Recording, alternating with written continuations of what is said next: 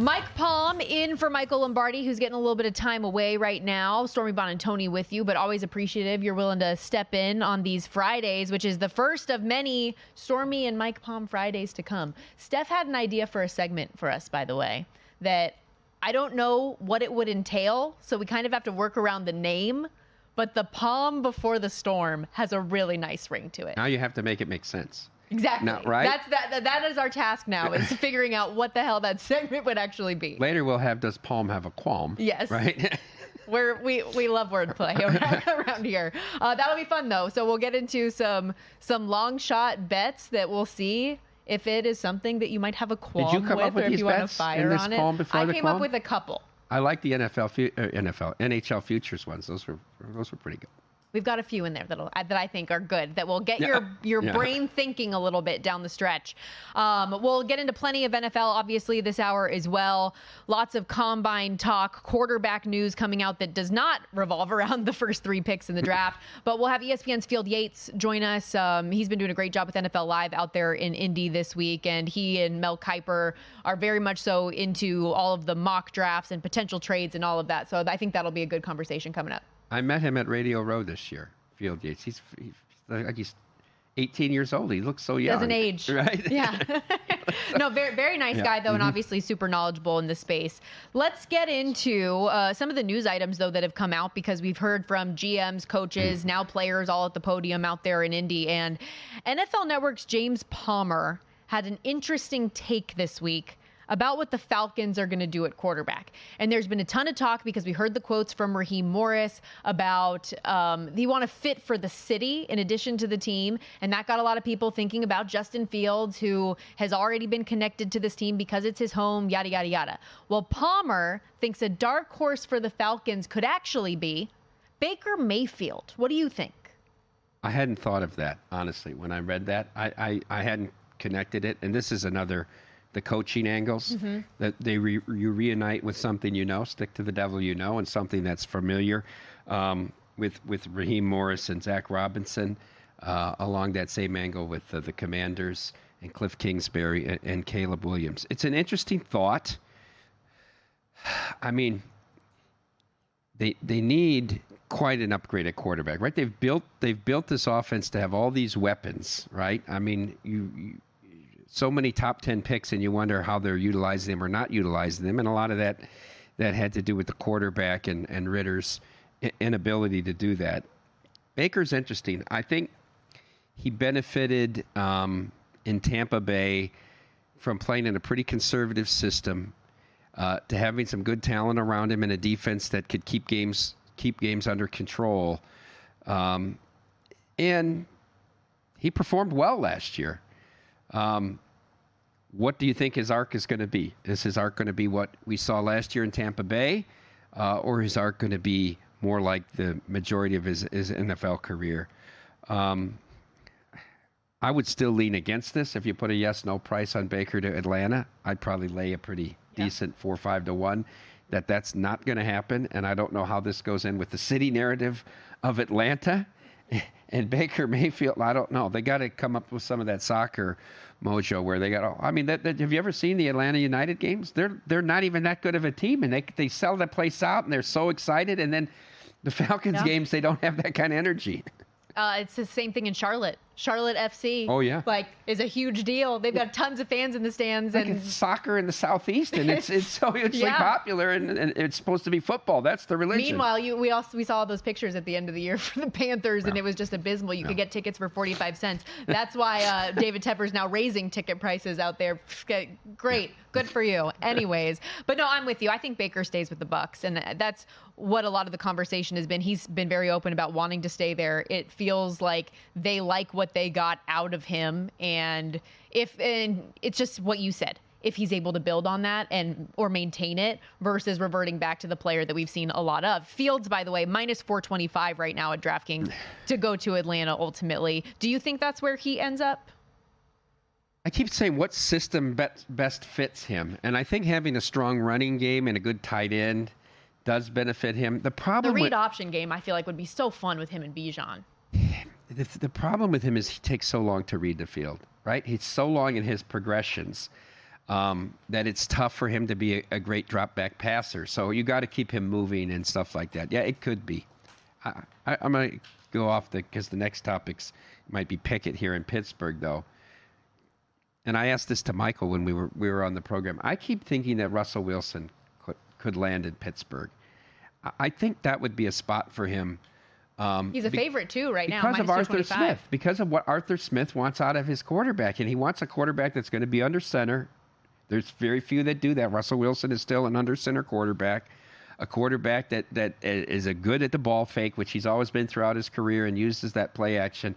I know Michael said he thinks it just might be he's deteriorated to the point where he's not sustainable, but he will have a job. I think this Steelers and Wilson makes a lot of sense. And at 225, it would be a bet I would make if I had access to it. Minus 225 to go to Pittsburgh, plus 550 to come here to play with the Raiders in Vegas, 6-1 to stay with the Broncos, which how is that even in the top 3 6-1? bets? That's missing 2 zeros. Yeah, exactly. Not 1 zero. That ain't going to happen. No. But just throw that out there. Steelers general manager Omar Khan, he deflected some questions about a possible trade, whether it be for Fields or free agent target with Russell Wilson when he inevitably gets released, because that's what's going to happen despite what the odds are telling us with the Broncos. He said that he would look at every avenue, but he also said, and he made it very clear, they have full faith in Kenny Pickett and are excited about the impact that Arthur Smith could have on him. They also really want to bring back Mason Rudolph, and he talked about the competition angle. Terry Bradshaw said openly the other day that he thinks it would be a terrible idea to trade for Justin Fields or anybody else. He loves Kenny Pickett, loves his poise, loves his competitiveness. But don't we also love points? Don't we also love a productive offense? Like, Kenny Pickett's missing something for that group. I know everybody loves him as a person and wants him to have success, and they picked him as a first-round selection a couple years ago, but I don't think that he has what it takes to get that offense to the next level. I don't think it was just Matt Canada. I think Pickett was a big part of that. No, I think we would have seen it already. And there's been plenty of Pittsburgh games that I had a position in that I've been watching closely, and he just doesn't get you there. He doesn't get you into the end zone. He doesn't get you points on key drives. He's only thrown one. He's had one game with multiple touchdowns in 24 starts. One. We would have seen it already, Stormy. I'm not there with him, and I know the narrative was great, the hometown and played and all that, but it didn't happen. And I think they have to be willing to move on at this point. Another quarterback that is in the headlines, Zach Wilson. Albert Breer, good friend of the show here, MMQB Sports Illustrated, said one of his coaches told Breer on Wednesday that he still believes Zach Wilson is made of the right stuff and can find success if he can achieve a level of consistency that he couldn't get in New York. Do you believe that Zach Wilson, maybe a change will do him good, and if he is in a different situation, that he can still be a good NFL quarterback? No, I don't. I don't think he's a good NFL quarterback. I don't think he's a good leader. I think that leadership intangible that we talk about is very important. And he has not shown that in New York at all. The same reason I think that Mac Jones failed. These guys are not, for whatever reason, don't have the maturity level to deal with obstacles that they have and a lack of success that didn't translate maybe necessarily immediately from college into the pros. And another guy with a lot of off-the-field issues. I think another team that needs to move on, they took a shot. I mean, obviously a huge shot at number 2 overall, and it didn't work out. Can a fresh start and people that don't have preconceived notions about a person allow them to create a different image of themselves? Sure. I'm not sure if he's good enough. I mean, he had one decent game, that game on that Sunday night against Kansas City, where he actually looked like he was in command of that offense, and they probably should have won that game. Somehow they let the Chiefs take 8.5 minutes off the clock to go 47 yards with a bunch of nonsense penalties and stuff that kept him in the game. But other than that, he really hasn't shown any flashes, and he's had a running game with him as well that he hasn't been able to use as a compliment. See, and I would say he has had flashes. He's had moments, but what's that saying? Like, flashes get you fired?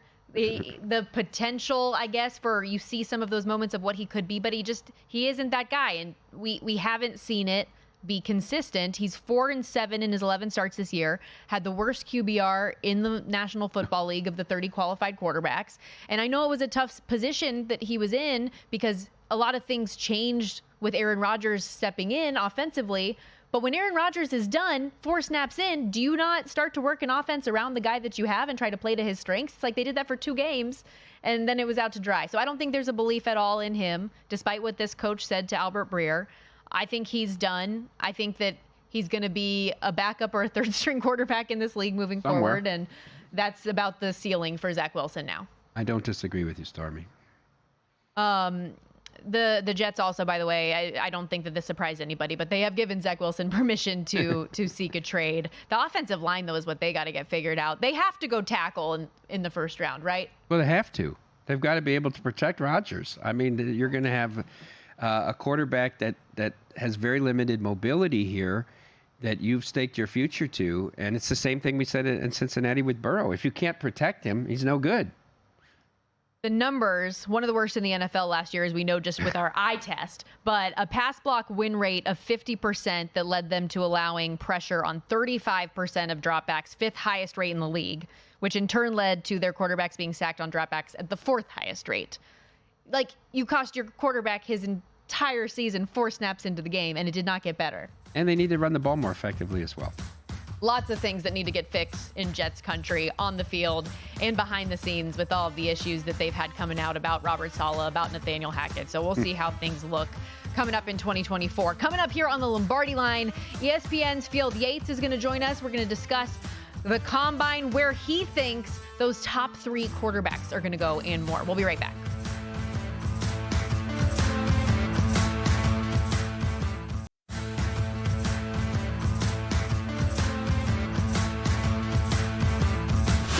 This is the Lombardi Line with former NFL executive Michael Lombardi. Now here is your host, Stormy Buonantony, on VSiN, the Sports Betting Network. Baseball is back, and what better way to hit off the grapefruit and cactus leagues than with VSiN's free MLB betting primer. This primer will tell you how to bet on spring training and continues all season long with our VSiN experts' World Series futures analysis. Our free MLB betting primer has basic baseball betting advice for those new to betting the MLB, plus a breakdown on how to use sabermetrics for our more data-driven bettors. Make this your best season yet. Download the free MLB betting primer now. Again, that's for free at vsin.com/guide, vsin.com/guide.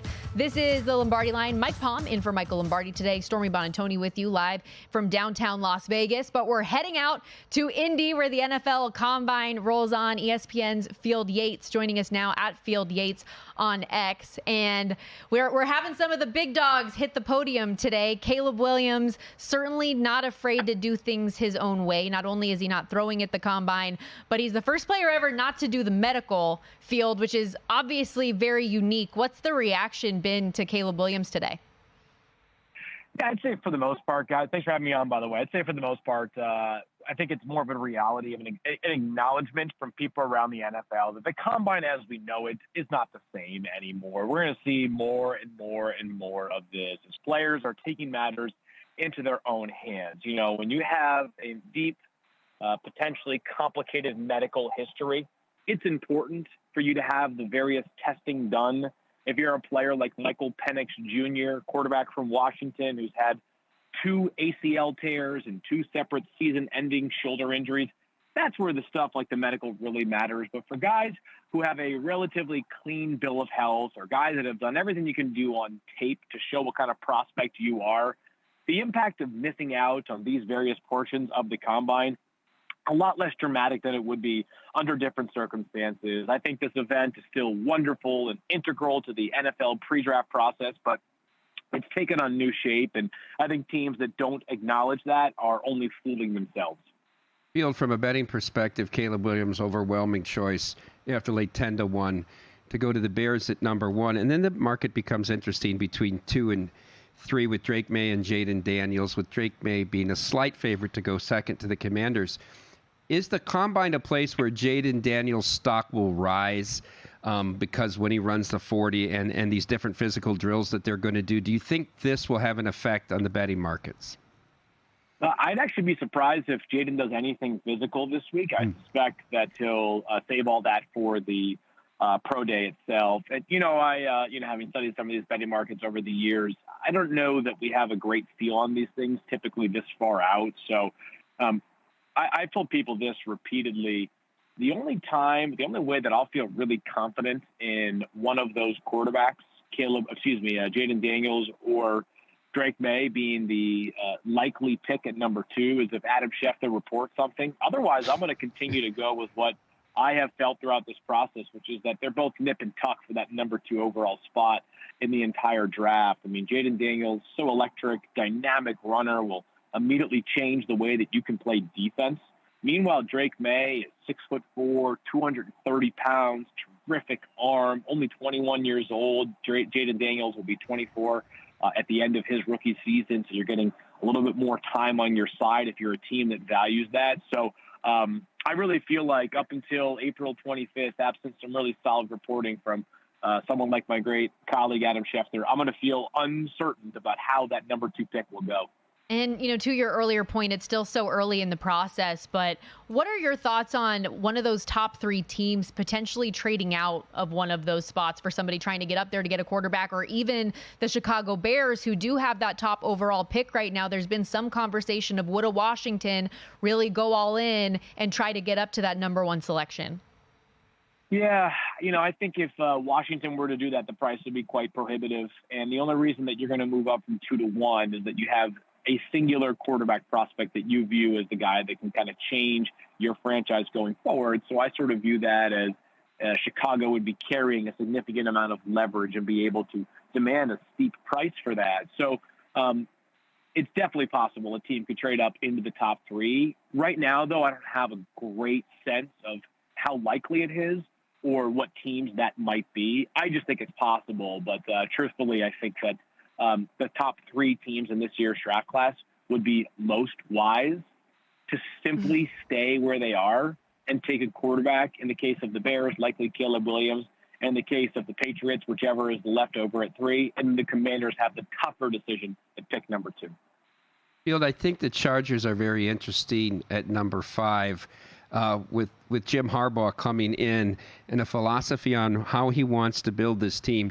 Do you think that the Chargers will draft a skill position players like Bowers or Romazune from Washington, or do you think that they are more likely to try to build both sides of both lines, offensive and defensive line, and they will draft either Alt from Notre Dame or Fashanu from Penn State? Yeah, I think Joe Alt's probably the player that if I were to do my mock draft 2.0 right now, I'd end up there once again. We'll see. I'm sort of reading tea leaves here, but, the words from not just Jim Harbaugh, but also Greg Roman, their offensive coordinator, and also Joe Ortiz, their their general manager, they all talked about physicality and talked about running the football. So I'm sort of following the lead of the powers that be out there in Los Angeles to draw me to taking an offensive tackle at pick 5 overall. But I think the world of Malik Neighbors and Rome Odunze as prospects. And if they don't keep Keenan Allen and or Mike Williams, wide receiver all of a sudden becomes a pretty prominent need there for the Chargers. ESPN NFL insider Field Yates joining us live on the Lombardi Line. Do you have a sense of when we might get any information for Russell Wilson, for Justin Fields, and the Broncos and Bears moving off of those 2 players? Do you think that happens in the next week? I think Russell Wilson happens by the start of the league year, like right around it would be my guess, just because, the minute you move on from him, you kind of have some clarity on the situation and you can attack free agency as a result of that. Meanwhile, with Justin Fields, I'm going to follow the lead of Ryan Poles, who said basically, we want this wrapped up sooner than later. We think we owe it to the kids. So, I think both of those are probably taking place relatively soon here, if I had to guess. Field, I want to ask you about the coaching carousel that we've seen so far this offseason. What move, either from a head coaching perspective or a coordinator's perspective, has most surprised you? I would say probably that neither Bill Belichick or Mike Vrabel is a head coach, but that would be my biggest surprise. Just because, Bill Belichick's the greatest ever. In the case of Mike Vrabel, very accomplished head coach for the Titans, and somebody who I think has a real chance to be a head coach and be a really good one again in future years. Have you heard anything about the 49ers and their defensive coordinator search, if they're starting to hone in on who they might land? I haven't. I've seen a couple of the names that they have either requested their interview or they have interviewed as of yet. But the reality for the 49ers is that they're not competing with anybody for a defensive coordinator. So, I don't think this search will drag on. It's not as if they need to have this wrapped up by tomorrow or the next day, because whoever their top candidate is, they are likely competing only against other candidates for that 49ers job. Last thing before we let you go, I was scrolling through your Twitter, and obviously a lot of great content coming out of the NFL Combine and NFL news, but nothing made me happier than seeing the truth being preached about the GOAT of chocolate candies in the Reese's eggs. Like Reese's shapes only. It's the most important thing that takes place over the next couple months on the, on the retail racks out there at your various grocery stores and pharmacies. I'm with you 100%. Like, this is my way of saying that, like, you ever want to talk football, I'm back anytime you want. If you agree with my Reese's take, I'm back anytime you want me on the show. Field, you're the best. Thank you so much. Appreciate your time, Thanks, and especially when it's so busy out there in Indy. It's Field Yates, everybody, Sounds NFL good. Insider for ESPN. Thank you. Bye. He's great. It's so busy right now. I really appreciate him taking some time today. Reese is my favorite candy. Is it? And I'm not obsessed with the shape, this and that. See, I think there is a different chocolate to peanut butter ratio in those, and I like the little extra peanut butter chunk that they give you, whether it's the heart, the egg, the tree, whatever it is. We have an HR meeting here every other Thursday, and we go over to the building there that's at the old Methodist Church there on 3rd Street. And when they have Reese's, chilled Reese's ready for me when I go to the meeting, the staff of the HR. Do you know what season it is right now? Girl Scout cookie season. Yeah, they're everywhere. Do you they're have at the supermarkets? Do you have a ranking? Your top 3 Girl I haven't Scout had them cookies? in a long time. What? Yeah, I haven't had Oh, Girl it is an Scout annual cookies tradition. in a long time. The thing that I most lament about sweets and things is that we can't get eggnog all year round. You're a big eggnog guy. Some places will have it now at Easter time. They'll have eggnog again. But so I have to search them out. That's very random. Oh, I love eggnog. You don't hear a lot of people. But it's painful, eggnog, because it clogs you up. So, you do it with a bit of pain. There's a tolerance level for how much you can drink. Valid points It all is. around. You throw a little booze in there at the holidays too. Yes. Don't hate that. But I got really excited because my husband yesterday brought home some Samoas and Thin Mints. And Thin Mints. yes, Samoas, Thin Mints, and Tagalongs, I would say, are the top trio of Girl Scout cookies. Feel free to at me if you disagree, but it's not really a conversation at all in my mind. We are going to take a quick time out. When we come back, get into a little hockey on the Lombardi Line. We're changing it up on Fridays. We're going to do one hockey segment a week. It's going to be great. Get excited. We'll be right back. More Lombardi Line to come.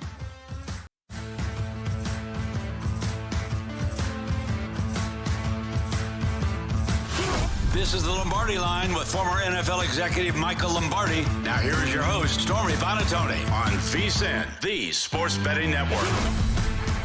This week on DraftKings Sportsbook, new customers can deposit $5 and get a no-sweat bet up to $1,000 in bonus bets if your first bet loses. Download the app and use the promo code VSiN when you sign up.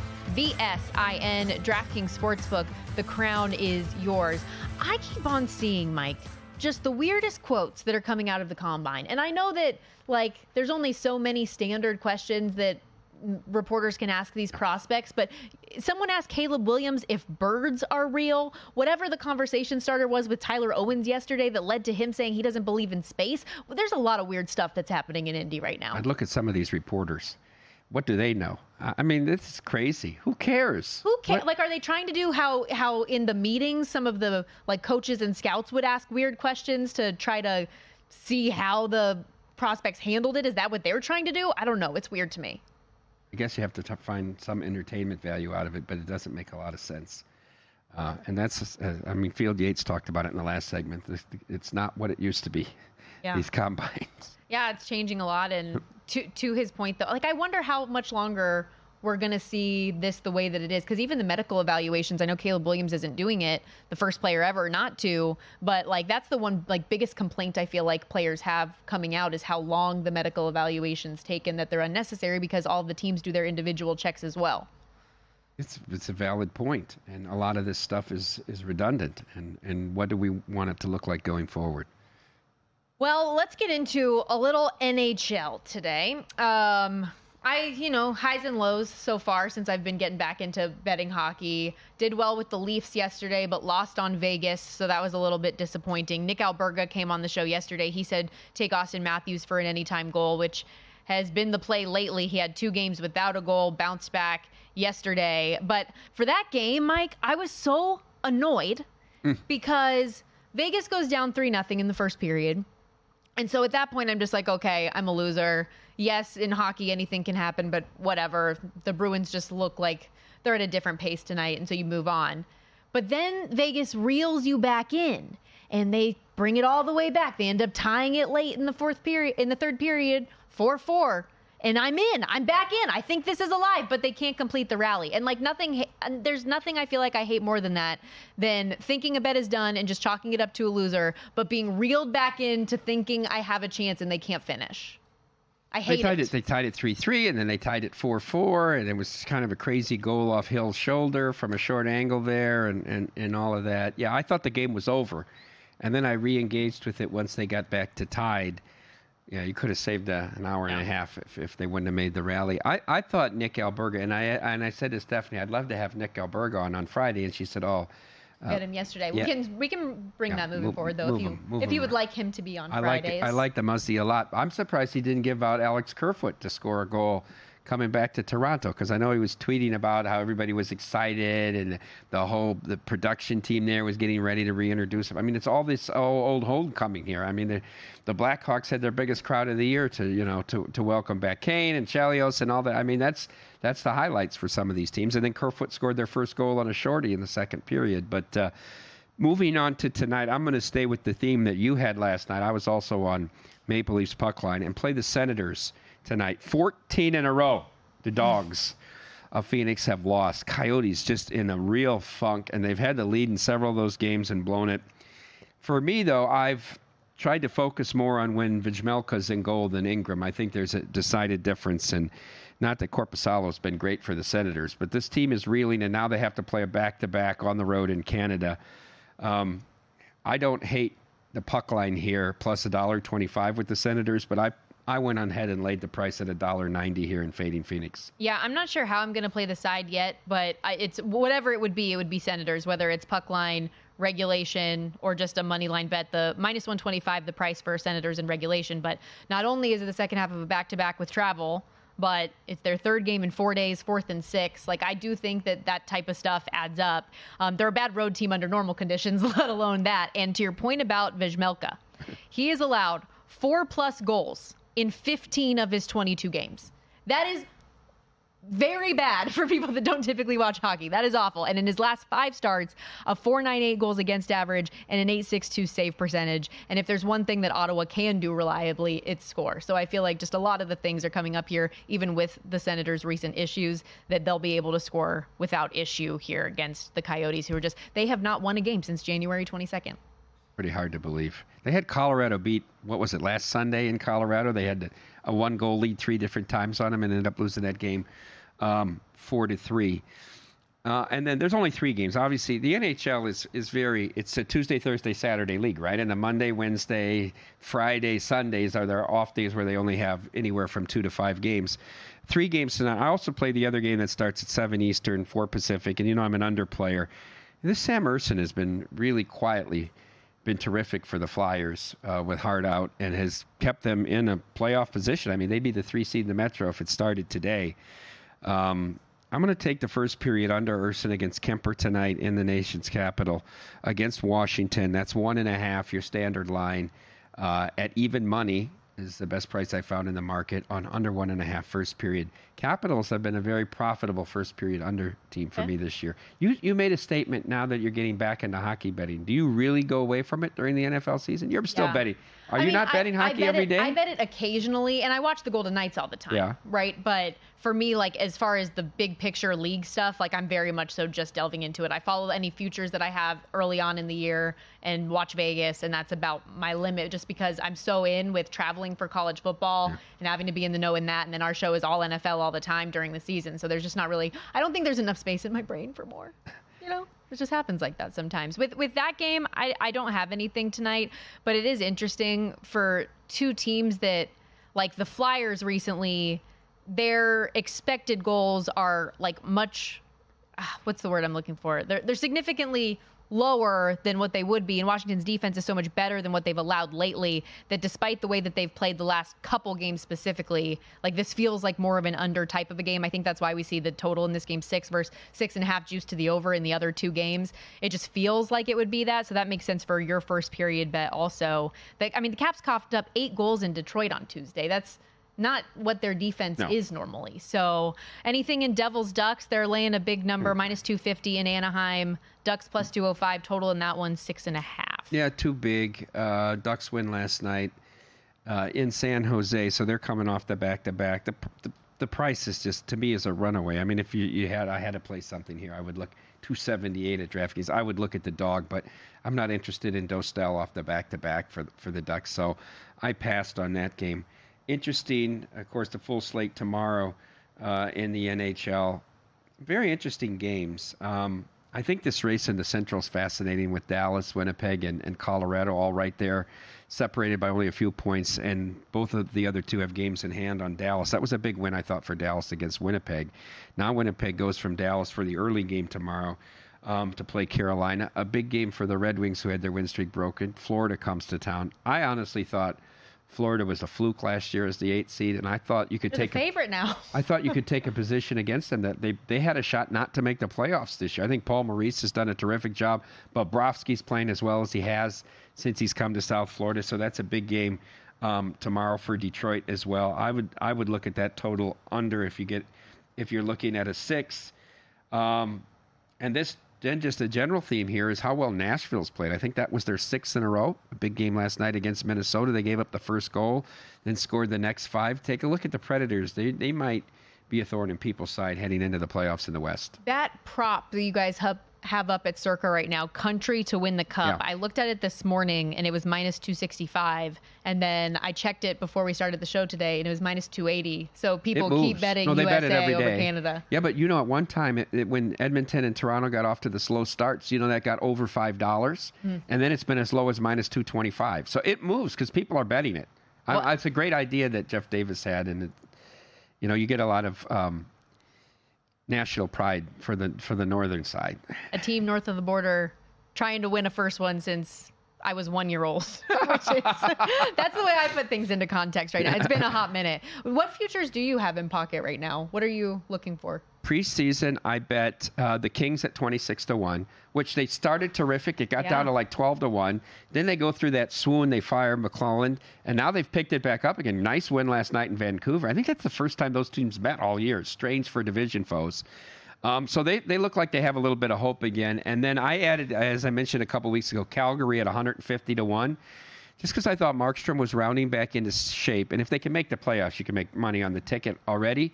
My fear is that they deal him before the trade deadline if somebody offers them a load. So haul for him. But they've won 3 in a row now. They've had some time off. They get Pittsburgh. Pittsburgh just got shut out last night.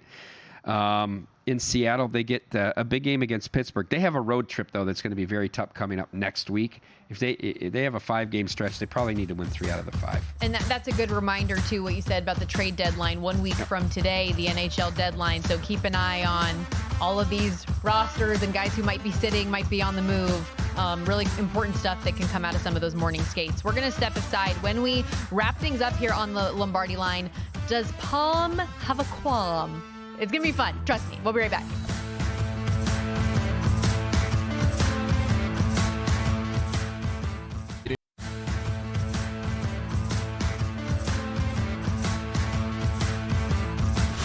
This is the Lombardi Line with former NFL executive Michael Lombardi. Now here is your host, Stormy Bonatoni, on VSiN, the sports betting network. Put the VSiN experts to work for you and start betting smarter with a VSiN Pro subscription. Sign up on the VSiN Pro annual subscription today. You'll get your first year for only $199 instead of the usual $240. All you have to do is use that promo code Lombardi. Get VSiN Pro access to everything we do for an entire year. That includes our daily best bets with a leaderboard to see which VSiN expert has the hot hand, betting splits to show you where the money and bets are moving for every game, betting systems, premium analysis, and 24/7 video access, plus our upcoming March Madness betting guide with best bets for every game and round of the tournament. Remember to use that promo code Lombardi. That'll get you your first year of VSiN Pro access for $199. Sign up today. VSiN.com/subscribe is how you do it. We're wrapping things up here on the Lombardi Line live from Circa Resort and Casino in downtown Las Vegas. Stormy Bonatoni and Mike Palm with you as we get set for Would Palm Have a Qualm? So I'm going to throw a few of these bets at you, most of them longer shots, and just get a feel for, is it something that you could get on board with or if it makes you physically ill and you have a qualm? Feeling that's good? a little well, you're extreme. already, That's a little you're already extreme. a little sick, though, right now, so maybe you hate all of them. This is a little extreme of physically ill. I mean, A state of mild nausea. mild is the key word. Qualm means slight misgiving. Well, let's see what you got. This first one is shorter odds, but we've talked a lot about the combine and the NFL draft coming up in April. There are props up for not only who's going to go number 1, number 2, number 3, but exact order. Would you have a qualm to see Williams, May, Daniels go 1, 2, 3 plus 180 is the price? I would reverse Daniels and May and get that price. That's 2 to 1. Yeah, I was going to say north of 2 to 1. I think that's the way people are going to bet it. Because when you have such a prohibitive, either they're just going to bet number 2 or they're going to bet this trifecta.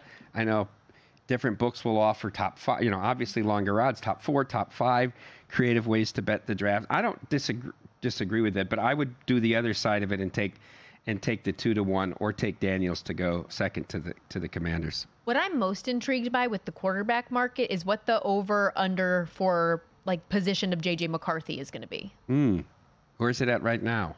Do they have it out there? Not out right now. What do you think it will be? You think it will be mid-teens? I'm hoping so, because if the steam and the talk about this kid is legit, I'd love to take an under on it. So under I'm very 15 curious. and a half, 14 and a half? Would be great. I think, if he's similar to Drake May in the way that there's just complete difference of opinion on him one way or another. Polarized Exactly. opinions. How about Coach of the Year market? Matt Eberflus to win Coach of the Year, 18 to 1. I have a huge qualm with that. But this guy barely held on to his job. When we went to Chicago, when we opened up Circus That's Sports, what would make it that much more special if the Bears were great. Circus Sports, Illinois, we opened it up. The opening was actually the day before that Thursday night game where they won their first game against the Commanders. I went out there talking to people about Justin Fields, and they want to talk about Eberflus. They hope they lose so they can get rid of this Eberflus. People were all in against Eberflus.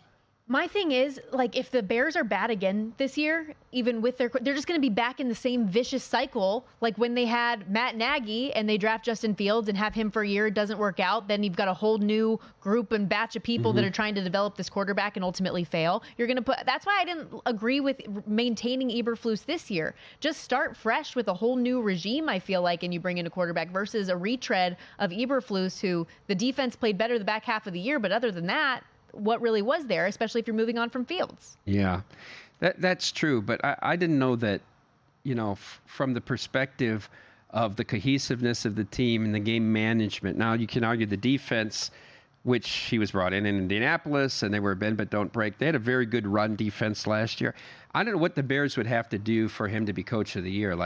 They would have to almost win the division, right? I would think. So I think it's an uphill battle, and you've got both the Lions and the Packers ahead of you. I don't like this bet at 18 to 1. You'd have to be probably north of 35 to 1 for me to not have a qualm. Puka Nacua chose a bad year to be a rookie. I feel like any other year he would have been Rookie of the Year, but C.J. Stroud was fantastic. Would you have a qualm with Puka Nacua to maintain that level of success, maybe improve on it, and be Offensive Player of the Year? 30 to 1 is the price for the wideout. I don't have a qualm with that bet. I think this guy's extremely, extremely talented. What he did as a rookie was groundbreaking, and he's been certainly so reliable. Can Stafford keep up this level of play to keep him going to the next level? You could hope so. He maintained being healthy, so I'm high on Puka Nacua. I think he's really, really good too. That market is just, it's tough. There's a lot of really, really talented people that could be in the wheelhouse. I feel like, to your earlier point about Kirk Cousins, if he could be MVP, that could open the door for Justin Jefferson if he stays healthy. He was tremendous in the games that he was able to be out there on the field this year. Plus 650 is his price. Would Palm have a qualm on a bet for the Chiefs to miss the playoffs? I feel like you need more than plus 230, but that's what that number is for Kansas City. Yeah, I would probably need 4 to 1, maybe north of that. I mean, your point about the coach in Reed and Mahomes and what they get done, no matter what the weapons they are, and the job Spagnuolo's done, and they locked him up. I think,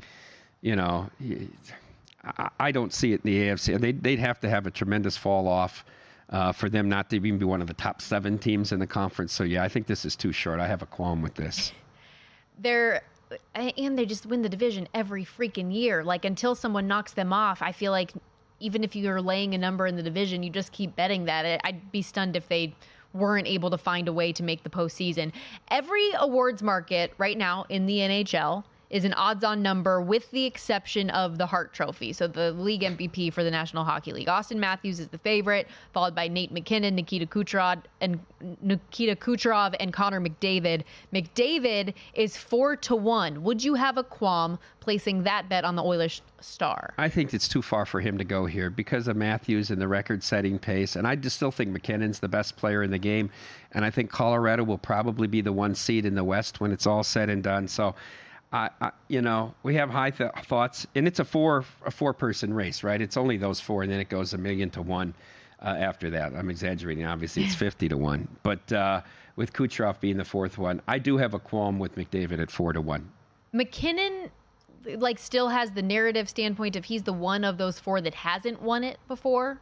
And Austin Matthews, it's interesting. There was an article up at ESPN today that was going through the sportsbook liability on Austin Matthews for this award. He opened 12-1, was as far as 14-1. But then earlier this month, he scores those back-to-back hat tricks, has 10 goals in 5 games, and his odds shorten all the way to what they are now at plus 195.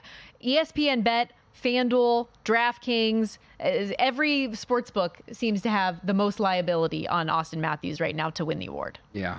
On pace for 73 goals. It's incredible what he's done, and I think that storyline will dominate. But I don't think it can be anyone outside of the top 2 here. McKinnon or Matthews is it. What about for the Vezina? Connor Hellebuyck, minus 280 odds-on favorite right now. Would you have a qualm with Adin Hill, 18-1? Adin Hill's a very quietly putting up these numbers. But he hasn't played enough games, right? I don't think anybody's really talking about him. I don't think there's been that great of a variance with Thompson. I don't like it. I think it's too short. I have a qualm with it. I think Bobrovsky is interesting at 16-1. I think Hellebuyck's too short. I would never bet Hellebuyck at minus 260. I don't think he has it locked up, but Hill to me, no, not at 18-1. If you wanted me to bet Hill, I'd have to probably get 50-1. BR Betting posted hypothetical worst U.S. airport odds. Do you have a qualm? Because I do. With Vegas being considered a bottom 3 airport. It was San Francisco, the shortest shot to be the worst airport in the country, followed by Denver and Vegas. It doesn't make any sense to me. I have a big qualm with that. It should be a top 10, not a bottom 3 airport. You travel more, obviously, 100 million times more than I do. So I was going to say, maybe I'm biased because I have it down to a science, but I think that the Vegas airport is very easy to navigate. I do too. I mean, no matter where you're flying out of, it's easy routes. The transit is easy.